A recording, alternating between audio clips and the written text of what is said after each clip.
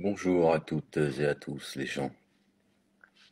On va analyser une vidéo ensemble si vous voulez, concernant une interview qui a été faite au président de la République, Emmanuel Macron. Et c'est parti les gens. Netanyahou sera là vendredi à la cérémonie d'ouverture. S'il venait, il serait accueilli comme un Premier ministre de l'État d'Israël et il serait accueilli comme chacune et chacun, il serait le bienvenu. Chacune et chacun, apparemment, il y en a qui ne sont pas les bienvenus. Et Macron, apparemment, ne sait pas si Netanyahou va venir. C'est-à-dire qu'en fait, si jamais Netanyahou venait boire un café, bon, bah, il le recevra, mais il est au courant de rien, apparemment. Pourquoi pas? Avec nos désaccords. Et ils sont profonds. Mais avoir des désaccords, essayer de trouver des solutions utiles, ça ne veut pas dire que pour autant, on rompt toutes les relations. C'est apparemment ce que tu as fait avec le président russe, Poutine. Si tu as des accords qui sont profonds, parce que là, apparemment, tes désaccords sont profonds, pourtant, il a interdit le territoire français. Il n'est pas. Les athlètes russes ne pourront pas participer aux Jeux Olympiques.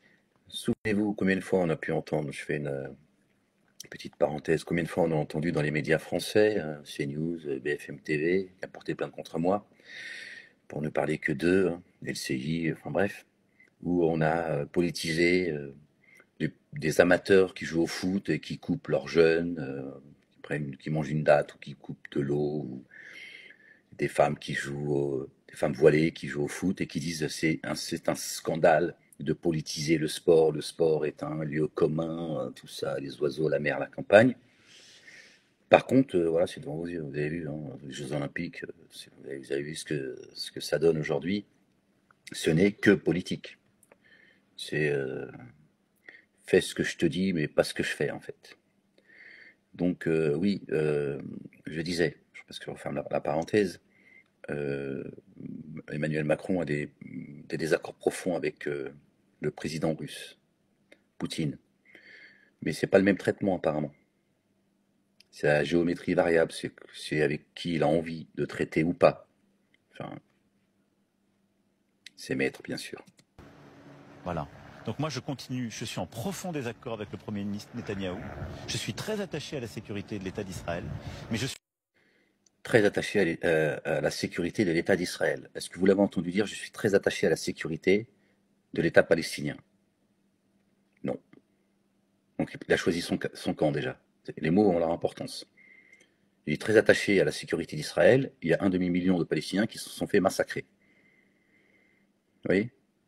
Là encore, à géométrie variable.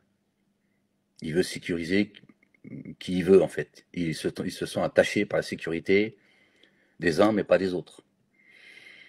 Oui, il passe des messages comme ça qui sont subliminaux, mais voilà, ça veut dire quelque chose. aussi très attaché à la solution des deux États et à ce qui est un cessez-le-feu, car ce qui se passe à Gaza aujourd'hui est inadmissible.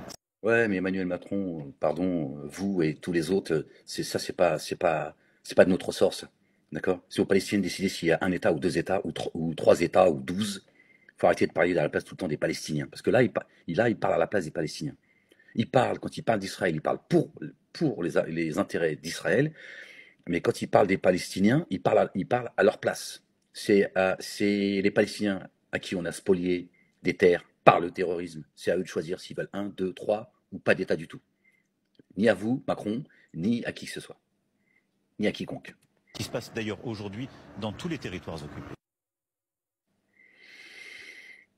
Ouais. Là, c'est un sous-entendu à l'Ukraine.